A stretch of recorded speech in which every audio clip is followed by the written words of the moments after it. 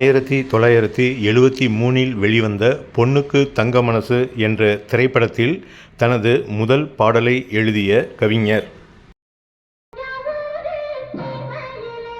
அதனைத் தொடர்ந்து எம்ஜிஆரின் திரைப்படங்களுக்கு நிறைய பாடல்களை எழுதியிருக்கிறார் இந்த கவிஞர்.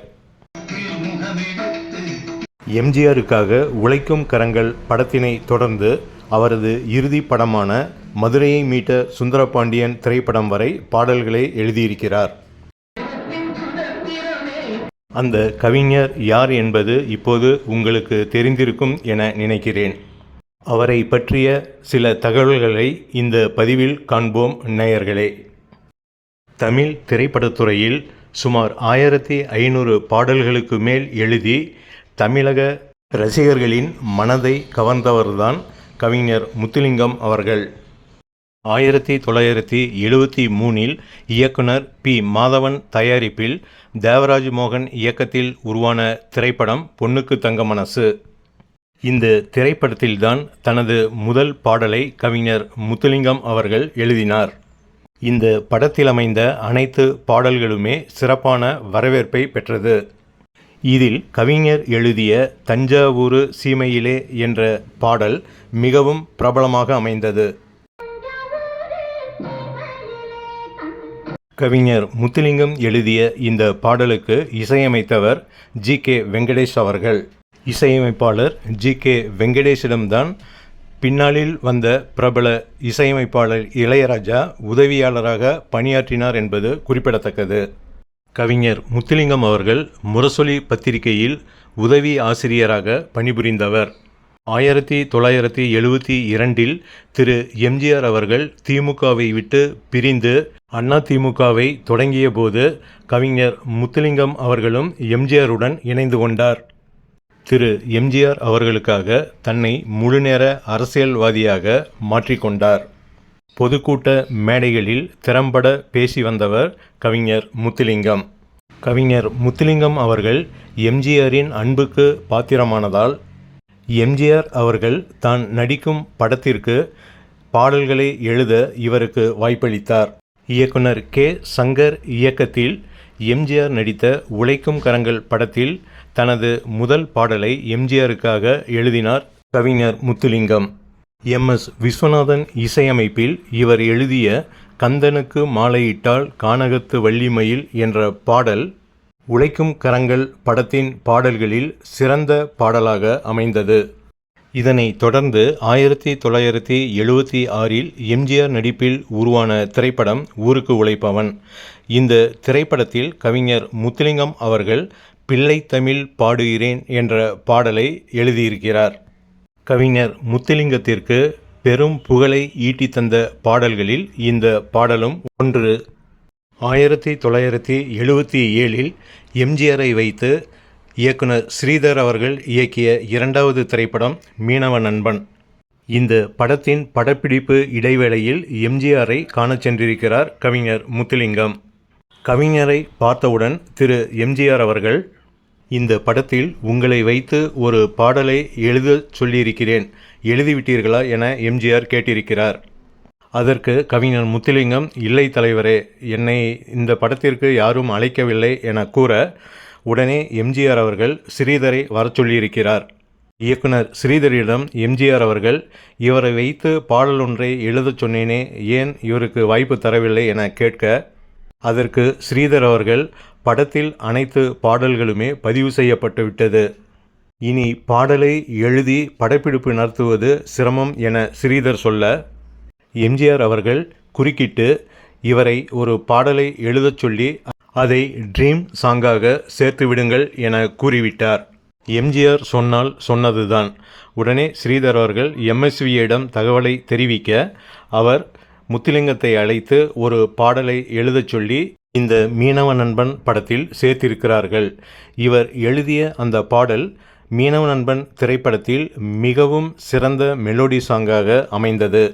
இந்த திரைப்படத்தில் இவர் எழுதிய தங்கத்தில் முகமெடுத்து சந்தனத்தில் உடலெடுத்து என்ற பாடல் இன்று வரை எம்ஜிஆர் ரசிகர்களால் மிகவும் விரும்பப்படும் பாடலாக அமைந்திருக்கிறது.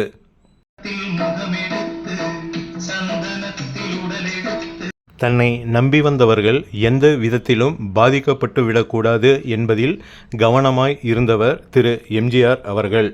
அவர் திரைப்படத்துறையிலும் சரி, அரசியலிலும் சரி, இதுபோன்ற பல உதவிகளை செய்திருக்கிறார். திரு எம்ஜிஆர் அவர்கள் கடைசியாக நடித்த திரைப்படம் மதுரையை மீட்ட சுந்தரபாண்டியன். இந்த திரைப்படத்தின் இயக்குனர் பந்துலு அவர்கள் இறந்துவிடவே மீதி படத்தை தானே டைரக்ட் செய்தார். இந்த மதுரையை மீட்ட சுந்தரபாண்டியன் திரைப்படத்தில் கவிஞர் முத்துலிங்கம் அவர்கள் தாயகத்தின் சுதந்திரமே எங்கள் கொள்கை என்ற பாடல் ஒன்றை எழுதியிருப்பார்.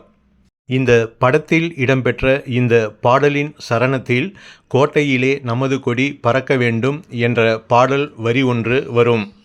இதை பார்த்த திரு எம்ஜிஆர் அவர்கள் அந்த வரியை நீக்கிவிட்டு மீன் கொடி பறக்க வேண்டும் என்று எழுதி கம்போஸ் செய்து விடுங்கள் என்று சொல்லியிருக்கிறார். கவிஞர் ஏன் என எம்ஜிஆரிடம் கேட்க, இது சென்சாரில் பிரச்சனை வரும், அதனால்தான் என்று எம்ஜிஆர் சொல்லியிருக்கிறார். அன்று மாலை திரு முத்துலிங்கம் அவர்கள் சென்சார் போர்டு அதிகாரியை சந்தித்து, திரு எம்ஜிஆர் அவர்கள் நடிக்கும் மதுரையை மீட்ட சுந்தரபாண்டியன் படத்தில் இதுபோல் ஒரு வரி வருகிறது, அந்த பாடலை எம்ஜிஆர் தான் திரைப்படத்தில் பாடுகிறார், இதனால் ஏதாவது ப்ராப்ளம் வருமா என்பதை உங்களிடம் கேட்கத்தான் வந்திருக்கிறேன், இந்த பாடலை நாங்கள் பயன்படுத்தி கொள்ளலாமா, நீங்கள் இதை பார்த்துவிட்டு சொல்லுங்கள் என முத்துலிங்கம் சொல்ல, சென்சார் போர்டு அதிகாரி அதை பார்த்துவிட்டு நீங்கள் தாராளமாக இதை பயன்படுத்தி கொள்ளுங்கள் என கூறியிருக்கிறார்.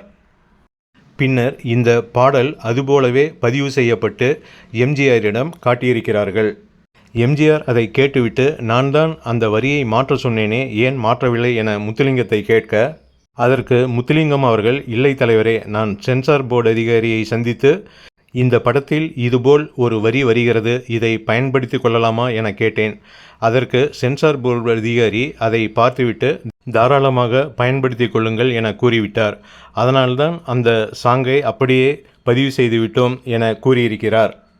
இதை கேட்ட எம்ஜிஆர் அவர்கள், கவிஞர் என்றால் இப்படித்தான் இருக்க வேண்டும் என அவரை பாராட்டிவிட்டு, படத்தில் இந்த பாடலை அப்படியே சேர்த்து கொள்ளுங்கள் என எம்ஜிஆர் சொல்லியிருக்கிறார். திரு எம்ஜிஆர் அவர்கள் தமிழக முதல்வரான பின் அவர் படத்தில் நடிக்காததால் திரு முத்துலிங்கம் அவர்கள் பிற படங்களுக்கு பாடல்களை அதிகமாக எழுதத் தொடங்கினார்.